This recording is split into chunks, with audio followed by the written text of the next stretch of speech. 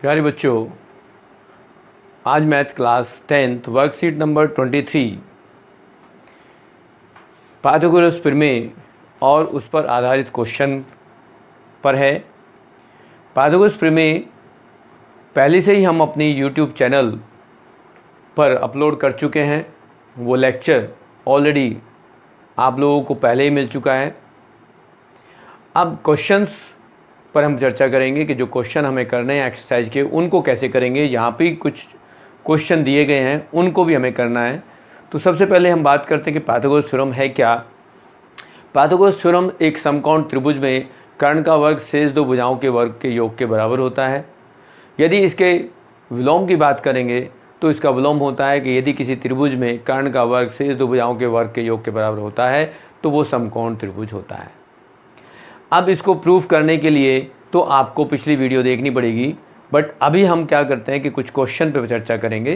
तो फर्स्ट जो उदाहरण यहाँ दिया हुआ है उसमें क्या है, त्रिभुज की भुजाएं नीचे दी गई हैं और निर्धारित कीजिए कि उसमें से कौन सा समकोण त्रिभुज है। तो समकोण त्रिभुज पता करने के लिए हमें ये चेक करना होगा कि यदि छोटी दो भुजाओं के वर्गों का योग करते हैं तो क्या वो तीसरी जो सबसे बड़ी भुजा है कर्ण है उसके वर्ग के बराबर है। यदि वो होता है तो वो एक समकोण त्रिभुज होगा, अदरवाइज नहीं होगा। यहाँ ऐसे ही उदाहरण दिए गए हैं जिसमें 7, 24, 25 तीन भुजाएं दे रखी हैं। 7 सेंटीमीटर, 24 सेंटीमीटर, 25 सेंटीमीटर। तो 7 का वर्ग जमा 24 का वर्ग बराबर 25 के वर्ग के बराबर होता है। तो यहाँ दो छोटी भुजाओं के वर्गों का योग तीसरी भुजा के वर्ग के बराबर है, इसलिए ये पाइथागोरस ट्रिपलेट है और ये समकोण को बनाता है। ऐसे ही दूसरी एक दे रखी है 3, 8, 6, उनका हमें वर्ग करके देखा गया तो हमें पता चला कि यहाँ ये इसको सत्यापित नहीं करते और ये पाइथागोरस ट्रिपलेट नहीं है। पाइथागोरस ट्रिपलेट की बात करें तो हमारे पास कुछ एक पहले भी 8th में 7th में हम कर चुके हैं। पाइथागोरस ट्रिपलेट क्या होता है? पाइथागोरस ट्रिपलेट का मतलब होता है कि यदि किसी समकोण त्रिभुज में यदि हमारे पास कोई ऐसे संबंध दिया गया है एज ए बी सी, एक समकोण त्रिभुज है, तो इसमें यदि हम कोई भी भुजा लेंगे तो एक संबंध होता है 2m m² - 1 और यहाँ होता है m² + 1। तो ये पाइथागोरस ट्रिपलेट का एक नियम है जो 8th में 9th में ये हमने सीखा था। इस तरह से हम बहुत सारे एग्जाम्पल चेक कर सकते हैं कि ये पाइथागोरस ट्रिपलेट को सत्यापित करते भी हैं या नहीं करते। तो यदि हम यहाँ m को 2 ले लें, यहाँ ध्यान रखना पड़ेगा कि m > 1 होता है, m का मान 1 से अधिक होता है। तो सबसे पहले m को 2 रखेंगे तो हमारे पास यहाँ से आएगा 4, 2 का वर्ग 4 - 1 3 और यहाँ 5। इस तरह से इनका संबंध आएगा। यदि m को हम 3 लेते हैं तो यहाँ से 3 दूनी 6 होगा और 3 का वर्ग 9 - 1 8 होगा और 9 + 1 10 हो जाएगा। यदि m को आप 4 लेते हो तो यहाँ से आएगा 8, फिर यहाँ 4 का वर्ग 16 - 1 15 और ये 17। इस तरह से हमारे पास बहुत सारे इस तरह के पाइथागोरस ट्रिपलेट के संबंध मिल सकते हैं, लेकिन हमें जो यहाँ दिया गया उसको ही हम प्रयोग करेंगे, उसी पर आधारित क्वेश्चन करेंगे। तो यहाँ एक पहला क्वेश्चन दिया गया कि त्रिभुज की भुजाएं नीचे दी गई हैं और निर्धारित कीजिए कि ये समकोण त्रिभुज है या नहीं है। तो हमें यहाँ देखना है क्वेश्चन नंबर 1 को। तो हमारे पास जो ए पार्ट है उसमें हमें दिया गया 6 सेंटीमीटर, 8 सेंटीमीटर और 10 सेंटीमीटर। बी पार्ट में हमें दे रखा है, उसमें हमें दिया है 8, 13, 12। 8 सेंटीमीटर, 13 सेंटीमीटर और 12 सेंटीमीटर। यदि इसको हम हल करेंगे, चेक करेंगे कि ये हमारे पास कौन सा है। वैसे तो ऑलरेडी देखो 6, 8, 10 पाइथागोरस ट्रिपलेट को सेटिस्फाई कर रहा है, जो ऑलरेडी हमारे पास ये नियम भी है। लेकिन फिर भी यदि हमें चेक करना है तो क्या करेंगे, छोटी दो भुजा क्या है, 6 है। पाइथागोरस प्रमेय क्या है हमारे पास वो भी मैं लिख देता हूँ। यदि पाइथागोरस प्रमेय की बात करेंगे तो कर्ण का जो वर्ग होता है, कर्ण का वर्ग बराबर लंब का वर्ग प्लस आधार का वर्ग, ये कह दें। यदि इस त्रिभुज की बात करते हैं तो AC का वर्ग बराबर BC का वर्ग और प्लस AB का वर्ग होता है।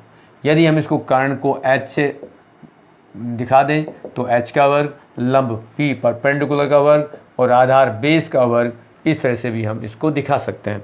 तो ये हमारे पास ये 3 पैटर्न हमें मिले, जिसके हम आधार पर कह सकते हैं कि ये समकोण त्रिभुज की जो भुजाएं हैं उनका आपस में संबंध इस तरह से होता है। तो यहाँ हम देख रहे हैं कि यदि हम 2 भुजा ले लें, या ए बी और ए सी का वर्ग ले लें, 6 का वर्ग ले लें, 8 का वर्ग ले लें, तो हमारे पास यहाँ क्या मिलता है, 6 का वर्ग 36 है, 8 का वर्ग 64 है, तो ये हो जाता है 100।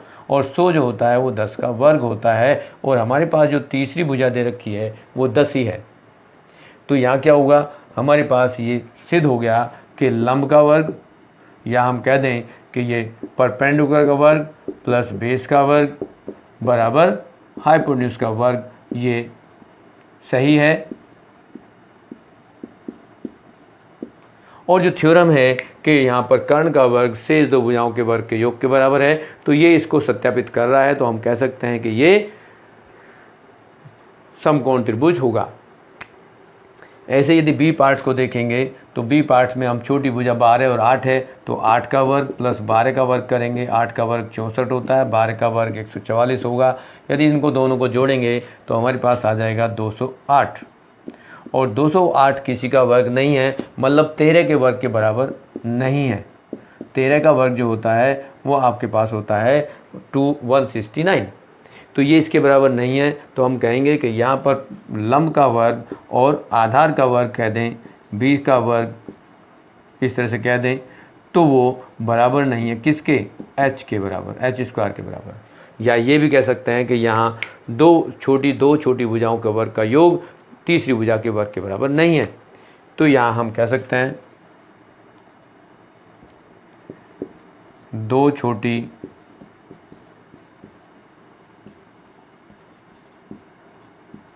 भुजाओं का योग, भुजाओं के वर्ग का योग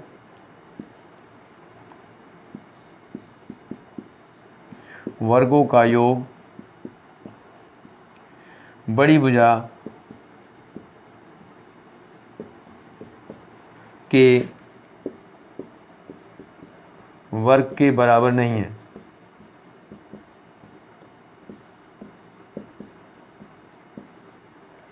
तो इसलिए ये समकोण नहीं है, समकोण त्रिभुज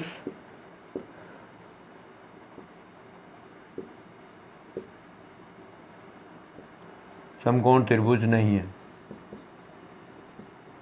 इस तरह से आप लिख सकते हो। यहाँ लिख सकते हो कि ये इसको सत्यापित कर रहा है, तो यहाँ कह सकते हो कि ये समकोण त्रिभुज है। ऐसे ही यदि हम दूसरा क्वेश्चन देखेंगे तो उसमें कहा h का मान ज्ञात कीजिए। यहाँ एक दीवार है, समकोण त्रिभुज है, समकोण त्रिभुज में एक दीवार है, दीवार में ये h यहाँ कहा गया है, और इसका जो सीढ़ी है उसमें 10 मीटर और आधार जो है वो 5 मीटर दे रखा है, और कहा है कि ये निकालो। यदि हम इसमें यही हम रूल को लगाएंगे कि सबसे बड़ी भुजा का वर्ग जो होगा वो क्या होगा, क्वेश्चन नंबर 2 की बात कर रहे हैं हम, तो यहाँ पर सबसे बड़ी भुजा जो है वो ए सी कह दें, ये बी कह दें, तो ए सी का जो वर्ग होगा वो शेष 2 भुजा के वर्ग के बराबर हो जाएगा।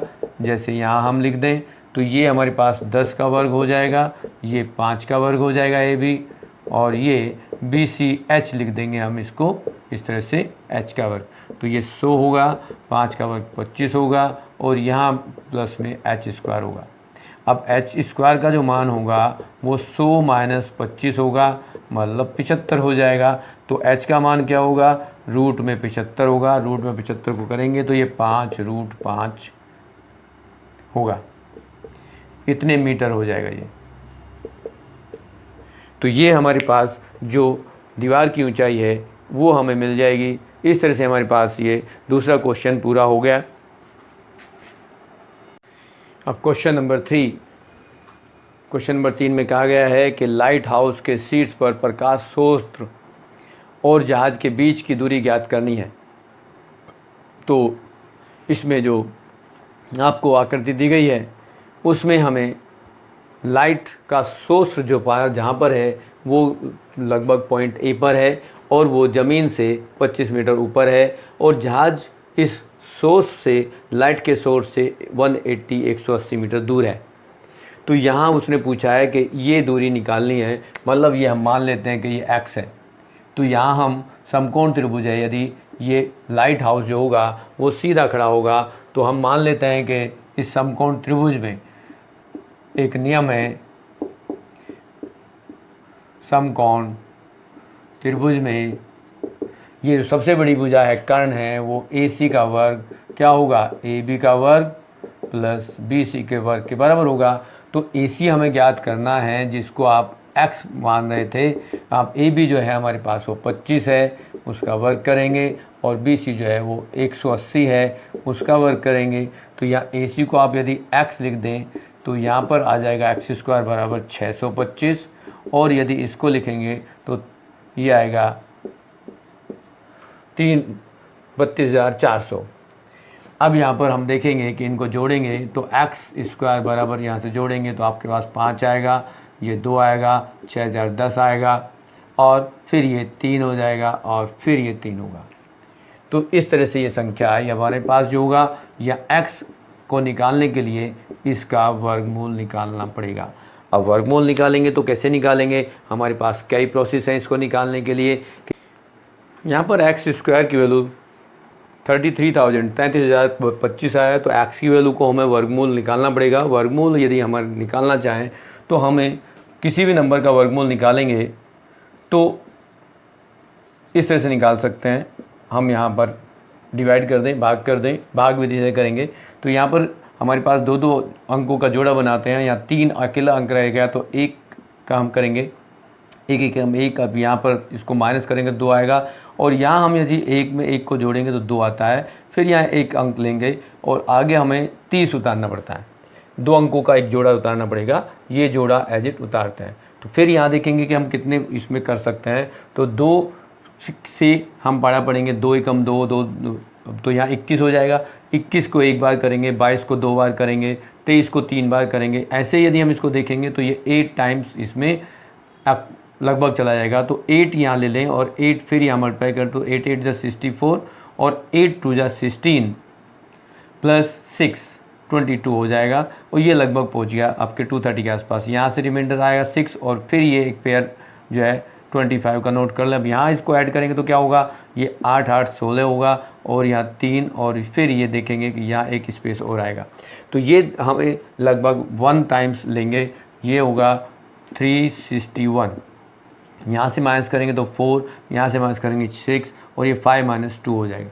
फिर यदि हम डेसिमल लगाते हैं तो डेसिमल में हमारे पास क्या आएगा कि यहाँ डेसिमल के बाद एक pair of double zeros note कर लेंगे और यहाँ आ जाएगा 3 6 2 और फिर एक ये स्पेस यहाँ हम लेंगे कि यहाँ फिर एक स्पेस हमें लेना पड़ेगा कितना। अब ये देखो, ये यदि 3000 हो गया और ये 26,000 हो गया तो लगभग ये आप इसको 5 टाइम्स कर लो, 6 टाइम्स कर लो, अप्रोक्सीमेट 6 टाइम्स कर लो इसको तो 6 6 या 36 हो जाएगा, 6 2 12 हो जाएगा, 12 + 3 15 होगा, 6 6 36 + 1 37 हो जाएगा और 6 3 18 + 3 21 हो जाएगा। तो इस टाइप से हम इसको लगभग कर लेंगे। तो यहाँ जो वैल्यूज़ आएगी x = 181.6 मीटर अप्रॉक्सीमेट, लगभग ये वैल्यू आएगी। इस तरह से आप यदि अगले क्वेश्चन की बात करेंगे तो अगले क्वेश्चन में क्या आ गया कि एक गुब्बारे का धागा 13 मीटर लंबा है और ज़मीन से 12 मीटर ऊपर खिड़की पर पहुंच जाता है। दीवार के आधार के खूंटी की दूरी ज्ञात करो। मतलब ये इस तरह से देख पूछा जा रहा है कि BC का मान ज्ञात करना है। तो हम यहाँ फिर ले लेंगे कि ये AC जो स्क्वायर होता है या AC का स्क्वायर का मान होगा AB² + BC² के बराबर होगा। अब यहाँ AC जो है वो 13 का वर्ग है और यहाँ BC जो है हमारे पास AB वो 12 का वर्ग है और प्लस BC का स्क्वायर। अब ये 169 होगा, यदि 12 का वर्ग करेंगे 144 हो जाएगा और ये फिर BC² बचेगा। तो BC का जो मान है वो माइनस करेंगे तो आ जाएगा यहाँ पर 25 और BC का जो मान होगा वो 5 मीटर होगा। अब यहाँ लिखेंगे अतः जो खूंटी की जो दूरी है, यहाँ पर पूछा गया कि दीवार से के आधार से खूंटी की दूरी कितनी है। अतः दीवार से